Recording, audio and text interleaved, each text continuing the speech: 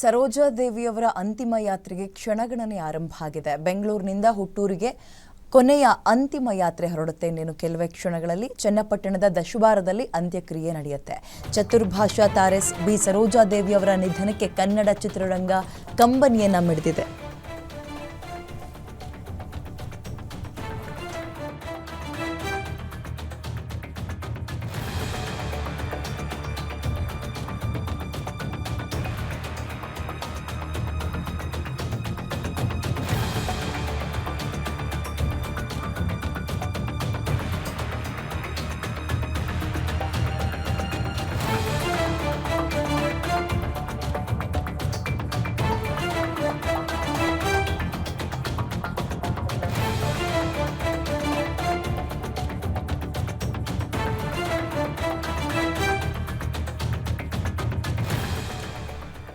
ಇನ್ನೇನು ಕೆಲವೇ ಕ್ಷಣಗಳಲ್ಲಿ ಸರೋಜಾ ದೇವಿಯವರ ಅಂತಿಮ ಯಾತ್ರೆ ನಡೆಯುತ್ತೆ.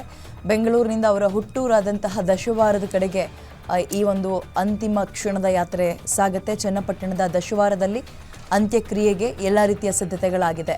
ಒಕ್ಕಲಿಗ ಸಂಪ್ರದಾಯದಂತೆ ಸರೋಜಾ ದೇವಿಯವರ ಅಂತ್ಯಕ್ರಿಯೆಯನ್ನು ನೆರವೇರಿಸಲಾಗುತ್ತೆ. ನಮ್ಮ ತಂದೆಯ ಸಮಾಧಿ ಬಳಿಯೇ ಅಂತ್ಯಕ್ರಿಯೆ ಮಾಡಬೇಕಿತ್ತು, ಆದರೆ ಅಲ್ಲಿ ಅಕ್ಕಪಕ್ಕ ಅಪಾರ್ಟ್ಮೆಂಟ್ಗಳು ಹೆಚ್ಚಾಗಿರೋ ಹಿನ್ನೆಲೆ ಚನ್ನಪಟ್ಟಣದ ದಶವಾರದಲ್ಲೇ ಅಂತ್ಯಕ್ರಿಯೆಗೆ ನಿರ್ಧಾರ ಮಾಡಿದ್ವಿ. ತಾಯಿಯ ಅಂತಿಮ ಕಾರ್ಯವನ್ನು ನಾನೇ ನೆರವೇರಿಸ್ತೀನಿ ಅಂತ ಅವರ ಮಗ ಗೌತಮ್ ಅವರು ಇದೀಗ ಹೇಳಿಕೆಯನ್ನು ಕೊಟ್ಟಿದ್ದಾರೆ. ಅಭಿನಯ ಸರಸ್ವತಿಗೆ ಸ್ಯಾಂಡಲ್ವುಡ್ ಮಾತ್ರ ಅಲ್ಲ, ಕಾಲಿವುಡ್, ಟಾಲಿವುಡ್ ಹಾಗೆ ಬಾಲಿವುಡ್ ಕೂಡ ಕಂಬನಿಯನ್ನು ಮಿಡಿದಿದೆ. ಚತುರ್ಭಾಷಾ ತಾರೆ ಬಿ ಸರೋಜಾ ದೇವಿ ಅವರ ನಿಧನಕ್ಕೆ ಕನ್ನಡ ಚಿತ್ರರಂಗ ಕಂಬನಿಯನ್ನು ಮಿಡಿದಿದ್ದು, ಹಿರಿಯ ಕಿರಿಯ ತಾರೆಗಳೆಲ್ಲರೂ ಕೂಡ ಸರೋಜಾ ದೇವಿಯವರ ಅಂತಿಮ ದರ್ಶನವನ್ನು ನಿನ್ನೆಯಿಂದಲೂ ಕೂಡ ಪಡೆದು ಭಾವುಕರಾಗ್ತಾ ಇದ್ದಾರೆ. ಈ ವೇಳೆ ತಮ್ಮ ಸರೋಜಾ ದೇವಿಯವರ ಜೊತೆಗಿನ ಒಡನಾಟವನ್ನು ಮೆಲುಕು ಹಾಕ್ತಾ ಇದ್ರು. ಅವರ ಮಗ ಈಗ ತಾನೇ ಹೇಳ್ತಾ ಇದ್ರು, ದಶವಾರದಲ್ಲಿ ಈ ಒಂದು ಕೊನೆಯ ಹಂತದ ಎಲ್ಲ ಸಿದ್ಧತೆಗಳು, ಅಂತಿಮ ಕಾರ್ಯಕ್ಕೆ ವಿಧಿವಿಧಾನಕ್ಕೆ ಏನು ಬೇಕು ಎಲ್ಲವನ್ನ ನಡೆಸ್ಕೊಳ್ತಾ ಇದ್ದಾರೆ. ಇನ್ನೇನು ಕೆಲವೇ ಕ್ಷಣಗಳಲ್ಲಿ ಯಾತ್ರೆ ಇಲ್ಲಿಂದ ಆರಂಭ ಆಗುತ್ತೆ. ನಮಸ್ಕಾರ ಎಲ್ಲರಿಗೂ. ತುಂಬ ಥ್ಯಾಂಕ್ಸ್ ಹೇಳಬೇಕು. ಇಷ್ಟು ಜನ ಬಂದು ಪ್ರೀತಿಯಿಂದ ನಮ್ಮ ತಾಯಿನ ನೋಡೋಕ್ಕೆ ಬಂದಿದ್ದಾರೆ. ನಾವು ಇವತ್ತು 10 ಗಂಟೆಗೆ ಇಲ್ಲಿಂದ ದಶವಾರ ಅಂದ್ಬಿಟ್ಟು ಚನ್ನಪಟ್ಟಣ ತಾಲೂಕಲ್ಲಿ ಹೋಗಿ ಅವ್ರದ್ದು ಅಂತಿಮ ಕಾರ್ಯವನ್ನು ಮಾಡುತ್ತೇವೆ. ಎಲ್ಲರಿಗೂ ತುಂಬ ಥ್ಯಾಂಕ್ಸ್ ಇಷ್ಟು ಪ್ರೀತಿಯಿಂದ ಬಂದಿರೋದಕ್ಕೆ. Thank you.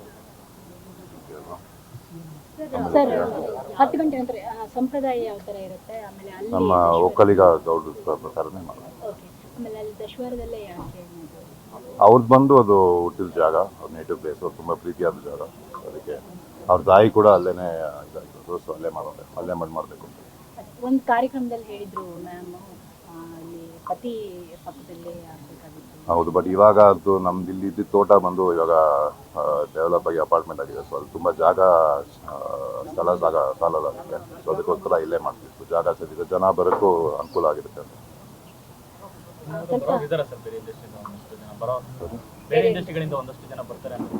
ಬರ್ತಾರೆ ಅನ್ಕೊಂಡಿದ್ದೀನಿ, ಕನ್ಫರ್ಮ್ ಆಗಿಲ್ಲ. ಅವರು ಬರ್ತೀವಿ ಅಂತ ಹೇಳಿದ್ದಾರೆ.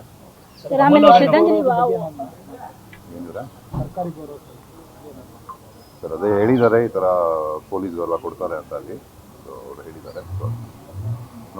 ಆಮೇಲೆ ವಾಹನದಲ್ಲಿ ಓಪನ್ ಇರುತ್ತಲ್ಲ, ಪಾರದರ್ಶಕವಾಗಿ ಟ್ರಾನ್ಸ್ಪರೆಂಟ್, ಅಲ್ಲೆಲ್ಲಿ ನಿಲ್ಸ್ಕೊಂಡು ದರ್ಶನ ಮಾಡ್ಕೊಂಡು. ಇಲ್ಲ ಮೇಡಮ್, ಅದು ಬೇಗ, ಯಾಕಂದ್ರೆ ನೆನ್ನೆ ತೀರೋಗಿರೋದಲ್ವಾ, ಸೊ ಜಾಸ್ತಿ ಲೇಟ್ ಮಾಡೋಕ್ಕೂ ಆಗಲ್ಲ. ಸೊ ಎಷ್ಟು ವೇಗವಾಗಿ ಅಲ್ಲಿ ಹೋಗಿ ಕಾರ್ಯ ಮುಗಿಸ್ಬೇಕು ಅಂತ ಇದ್ದೀವಿ.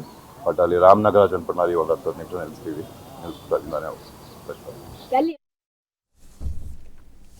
ಅವರ ಮಗ ಇಷ್ಟೊತ್ತು ಈಗ ಮುಂದಿನ ವಿಧಿವಿಧಾನಗಳು ಹೇಗೆ ಯಾವಾಗ ಸಾಗುತ್ತೆ ಅನ್ನೋದ್ರ ಬಗ್ಗೆ ಮಾಧ್ಯಮಗಳ ಮುಂದೆ ಚಿಕ್ಕದಾಗಿ ಒಂದು ಸ್ಟೇಟ್ಮೆಂಟನ್ನು ಕೂಡ ಕೊಟ್ಟಿದ್ದಾರೆ. ಇಲ್ಲಿ ಈ ಒಂದು ಅಪಾರ್ಟ್ಮೆಂಟ್ಗಳೆಲ್ಲವೂ ಕೂಡ ಕಿರಿಕಿರಿ ಆಗೋ ಹಿನ್ನೆಲೆಯಲ್ಲಿ ನಾವು ನಮ್ಮೂರಿನಲ್ಲೇ ಅಂತಿಮ ವಿಧಿವಿಧಾನಗಳನ್ನು ನಡೆಸೋದಕ್ಕೆ ತೀರ್ಮಾನ ಮಾಡಿದ್ದೀವಿ ಅನ್ನುವಂಥದ್ದನ್ನು ಕೂಡ ಹೇಳ್ತಾ ಇದ್ರು. ಸುಮಾರು 6.5 ದಶಕಗಳ ಕಾಲ ತಮ್ಮ ಅಮೋಘವಾದಂತಹ ನಟನೆಯ ಮೂಲಕ ಸೂಪರ್ ಸ್ಟಾರ್ ನಟಿಯಾಗಿ ಚತುರ್ಭಾಷೆಗಳಲ್ಲಿ ನಟಿಸಿ ಮಿಂಚಿದಂತಹ ಹಿರಿಯ ನಟಿ ಸರೋಜಾ ದೇವಿ ಅವರು 87 ವರ್ಷ ಒಂದು ರೀತಿ ತುಂಬು ಜೀವನವನ್ನು ನಡೆಸಿ ನಮ್ಮೆಲ್ಲರನ್ನ ಅಗಲಿದ್ದಾರೆ ಅಂತಲೇ ಹೇಳ್ಬೋದು. ಇಹಲೋಕವನ್ನು ತ್ಯಜಿಸಿದ್ದಾರೆ. ಕನ್ನಡದ ನೆಲದಿಂದ ಭಾರತೀಯ ಚಿತ್ರರಂಗವೇ ತಿರುಗಿ ನೋಡುವಂತೆ ಮಾಡಿದಂತಹ ದಿಟ್ಟ ಹೆಣ್ಣು ಮಗಳು.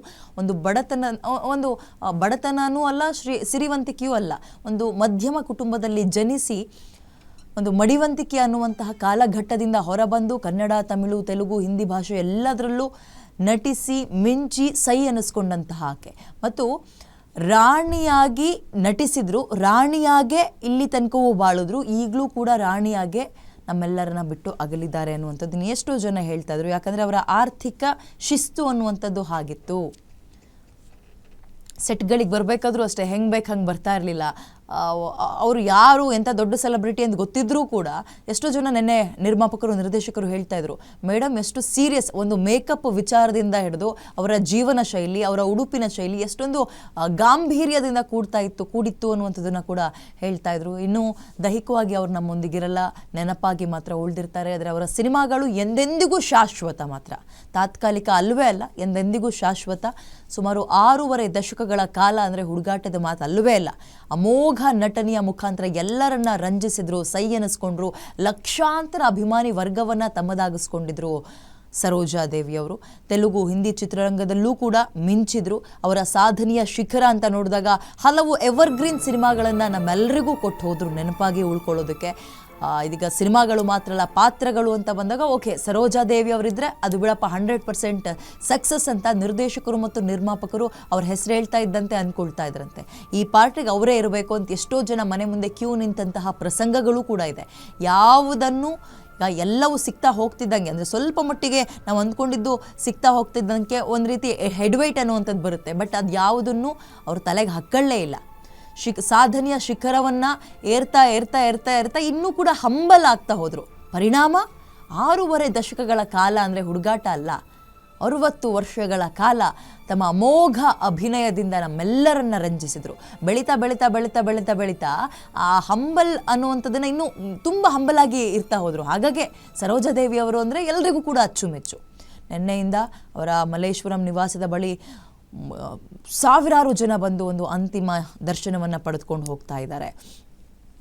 ಪೌರಾಣಿಕ ಪಾತ್ರಗಳಲ್ಲಿ ಶ್ರೇಷ್ಠ ನಟಿಯಾಗಿ ಮಿಂಚಿದಂತಹ ಹೆಮ್ಮೆ ಕೂಡ ಅವರ ಒಂದು ಸಾಧನೆಯ ಲಿಸ್ಟ್ನಲ್ಲಿ ನಾವು ನೋಡ್ಬೋದು. 5 ಭಾಷೆ, ನಾವು ಚತುರ್ಭಾಷೆ ಅಂತ ಕರಿತಾ ಇದ್ವಿ, ಬಟ್ ಇಲ್ಲ, 5 ಭಾಷೆಗಳಲ್ಲಿ 200ಕ್ಕೂ ಹೆಚ್ಚು ಸಿನಿಮಾಗಳನ್ನು ಮಾಡಿದ್ದಾರೆ ಸರೋಜಾ ದೇವಿ ಅವರು. ಅವರ ಪಾತ್ರ ಇವತ್ತಿಗೂ ಕೂಡ ಹಚ್ಚ ಹಸಿರಾಗಿದೆ, ಮುಂದೆಯೂ ಕೂಡ ಇರುತ್ತೆ.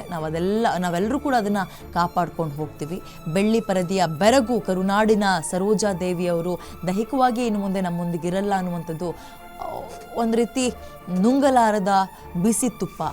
ಮಗದೊಂದು ಕಡೆ ಸ್ಯಾಂಡಲ್ವುಡ್ ಮಾತ್ರ ಅಲ್ಲ, ಕಾಲಿವುಡ್, ಟಾಲಿವುಡ್, ಬಾಲಿವುಡ್ ಆಗಿರ್ಬೋದು, ಎಲ್ಲ ಚಿತ್ರರಂಗದಲ್ಲೂ ಕೂಡ ಭಾರತದ ಚಿತ್ರರಂಗ ಅಂತ ತಗೊಳ್ಳೋಣ ನಾವು. ಈ ಭಾರತೀಯ ಚಿತ್ರರಂಗವೇ ಒಂದು ರೀತಿ ಮಂಕಾಗಿದೆ ಇಂತಹ ಅಮೋಘವಾದಂತಹ ಸ್ಫುರದ್ರೂಪಿ ಒಂದು ನಟಿಯನ್ನು ಕಳೆದುಕೊಂಡು. ಸ್ಯಾಂಡಲ್ವುಡ್ನಿಂದ ಬಾಲಿವುಡ್ವರೆಗೂ ಅವರ ಒಂದು ಜೀವನ ಯಾತ್ರೆ ಹೇಗಿತ್ತು, ಕಲೆಯ ಒಂದು ಸಕ್ಸಸ್ ಹಾದಿ ಹೇಗಿತ್ತು ಅನ್ನುವಂಥದ್ದು ನಿನ್ನೆಯಿಂದಲೂ ಕೂಡ ನೀವು ಹಲವಾರು ರೀತಿಯಲ್ಲಿ ಕೇಳಿರ್ತೀರಿ.